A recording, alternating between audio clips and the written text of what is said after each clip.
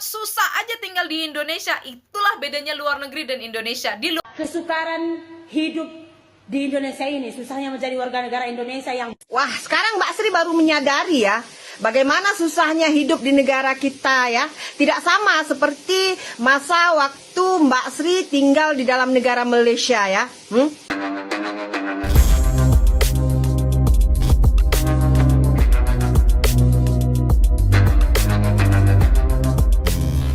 Assalamualaikum warahmatullahi wabarakatuh, geng. Berjumpa lagi bersama saya Iki. Gimana kabar-kabar saudara-saudara, sahabat-sahabat saya? Semoga kabar kalian selalu baik-baik saja, dilindungi oleh Allah Subhanahu wa taala, dijauhkan dari segala bala musibah dan diberi umur panjang. Amin ya rabbal alamin. Oke, geng, seperti biasanya di video kali ini Ikinya akan ngereaction beberapa video yang telah di-tag maupun yang telah terjumpa di TikTok. Dan di video kali ini Ikinya akan ngereaction sebuah video tentang bercerita seorang TKI setelah pulang ke Indonesia. Susahnya hidup di Indonesia, lebih senang hidup di Malaysia, geng. Wah, pantas saja sekarang banyak orang Indonesia yang ingin kabur ke luar negeri, geng, karena susahnya hidup di Indonesia.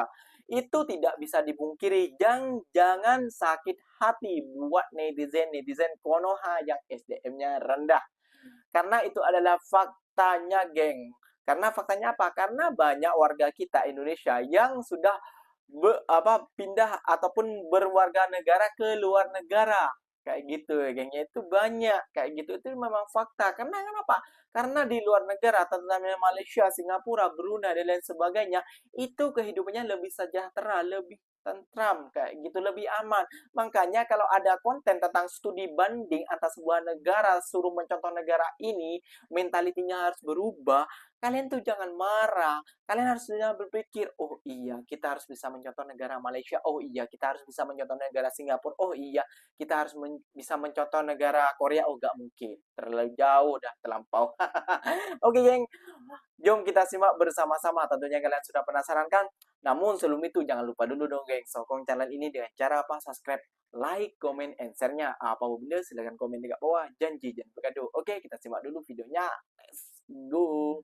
Teman-teman berpikir untuk pindah ke luar negeri, saya malah meragukan nasionalisme. Lahir di Indonesia memang, tapi kalau disuruh milih suruh tinggal di luar negeri apa di Indonesia, ya milih di luar negeri. Bukan masalah tidak cinta Indonesia, tapi kan butuh bertahan hidup saya. Tinggal di luar negeri itu juga nggak mudah, Mbak. Lah ya memang, tinggal di luar negeri itu juga nggak mudah. Nyari kerja juga kadang-kadang sulit. Tapi ingat, tidak dipersulit. Sebatas untuk jadi cleaning service di Indonesia saja ada batasan umurnya, harus lulusan SMA, harus berkelakuan baik dan bla. Lihat di luar negeri, di bandara, di mall-mall, di rumah-rumah, banyak orang tua yang masih bekerja jadi cleaning service, tidak ada masalah. Emang susah aja tinggal di Indonesia. Itulah bedanya luar negeri dan Indonesia. Di luar negeri asal kamu mau bekerja apa aja ada pekerjaannya, tapi di Indonesia orang-orang datang untuk bekerja terhambat oleh peraturannya. Itu loh sulitnya Indonesia, Pak. Kita dituntut untuk cinta negara, tapi negara sudahkah cinta kepada kami, rakyatnya? Sekarang itu lagi ramai banget tagar hashtag kabur aja dulu di jagat sosial media Indonesia. Sebenarnya pergi keluar Indonesia untuk bekerja atau belajar itu tidak ada kaitannya dengan nasionalisme, menurut gua. Yang ada kita yang sedang berjuang di luar negeri sebagai diaspora ini akan menjadi wajah Indonesia di mata dunia. Kami yang berjuang di luar negeri ini pun realistis saja. Kondisi kehidupan dan peluang berkarir di Indonesia sekarang memang sedang tidak baik. Karenanya kami bekerja juga sebagai penyumbang devisa negara. Belajar setinggi mungkin untuk menjadi siap membangun negara di masa mendatang. Tapi sekarang pertanyaannya adalah, apakah negara benar-benar siap saat ini untuk memberikan wadah bagi anak-anak muda terbaiknya berkembang? Nyatanya belum terlalu kan? So stop meragukan nasionalisme kami yang sedang memilih hidup di luar negeri. Gue percaya Indonesia akan sembuh di kemudian hari dengan catatan sistem birokrasinya harus sehat.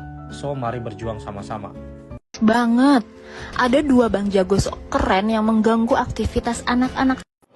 Sungguh miris ya. Coba lihat ini ya. Terjadi di Tangerang ya. Premanisme di negara kita itu ya, hampir seluruh Indonesia itu ada ya.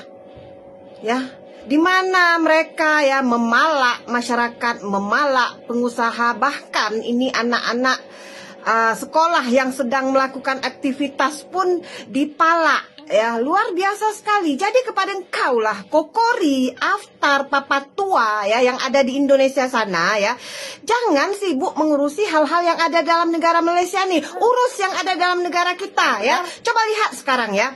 Ada hashtag kabur aja dulu. Berapa ramai anak-anak muda Indonesia ya bertukar kewarganegaraan dari Indonesia ke luar negara ya. Sebab apa? Sebab di negara kita itu ya rasa aman tinggal di negara sendiri itu ya udah nggak dirasakan lagi. Jadi kepada engkau Kokori ya, jangan sibuk ambil hal tahu negara orang ya. Urus negara kita sendiri bagaimana bobroknya sekarang. Ini pagi ini saya mau meluah rasa kecewa sedikit. Apa yang saya luahkan adalah kesukaran hidup di Indonesia ini. Susahnya menjadi warga negara Indonesia yang baik dan benar, taat kepada peraturan. Jadi ceritanya itu begini. Tadi itu kita kehabisan. Terus mau isi ulang, tabung gas itu mau isi ulang lah. Kalau kami di Malaysia lah saya bilang, kalau waktu saya tinggal di Malaysia, kalau gas habis, kita tinggal tukar aja ke kedai, ya udah kita angkat ke rumah gitu. Kalau di sini, ya kan nggak cari makan saja susah, nggak hidup saja susah. Kita mau hidup tenang pun nggak boleh. Jadi gas habis, mau tukar ke kedai, harus bawa apa mami? Harus bawa KTP, kartu keluarga. Harus bawa KTP sama kartu keluarga. Kartu keluarga itu bukan kecil tau. Ukuran kartu keluarga itu ukuran buku seperti ini. Sekarang ini ini fungsi kartu keluarga ini sebenarnya apa? Ini semalam itu saya pesan gorden langsir untuk rumah saya. Yang punya langsir itu pun bagi dia punya kartu keluarga. Seakan-akan kita punya saya bilang personality kita itu udah hilang. Kenapa? Karena di kartu keluarga kita kan nama bapak kita, nama mama kita, keturunan kita semua ada. Itu apa-apa kartu keluarga. Sedangkan mau isi gas aja harus kartu keluarga KTP.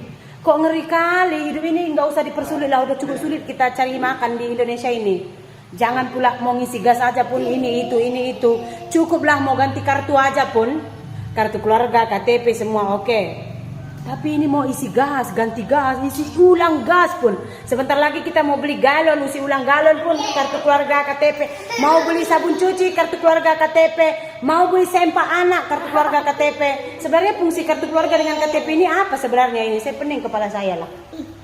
Kesukaran hidup di Indonesia ini, susahnya menjadi warga negara Indonesia yang... Wah, sekarang Mbak Sri baru menyadari ya, bagaimana susahnya hidup di negara kita ya. Tidak sama seperti masa waktu Mbak Sri tinggal di dalam negara Malaysia ya. Baru Mbak Sri sadari sekarang.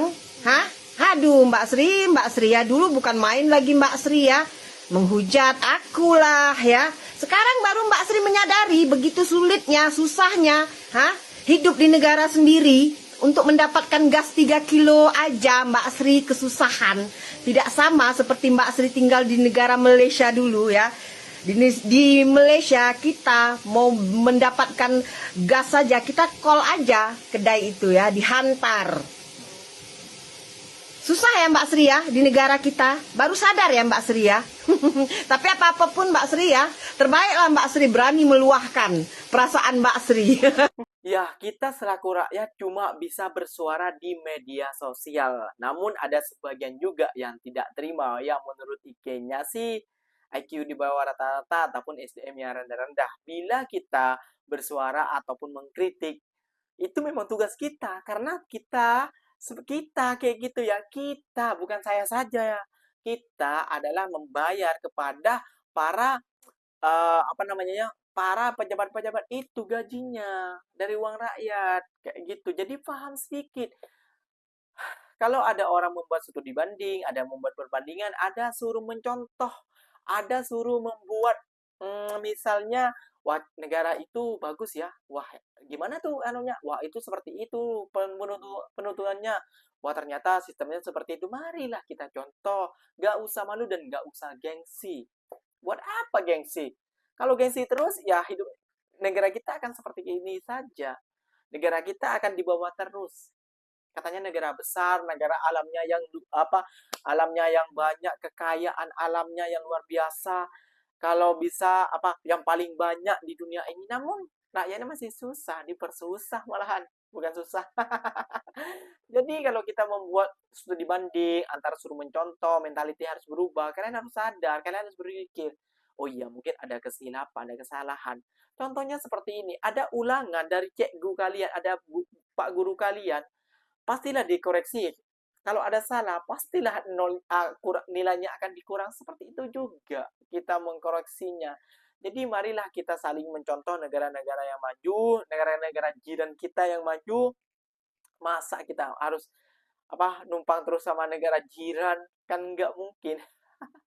Oke, geng, mungkin videonya sampai di sini saja. Itulah luapan daripada seorang TKI, mantan TKI di Malaysia ya, gengnya, mantan TKI Malaysia yang susahnya hidup di Indonesia setelah pulang ke Indonesia. Oke, geng, mungkin videonya sampai di sini saja. Semoga video ini bermanfaat dan semoga kalian suka. Ikinya pamit undur diri dulu. Wassalamualaikum warahmatullahi wabarakatuh, geng. Berjumpa lagi kita di mana di next video. Bye bye.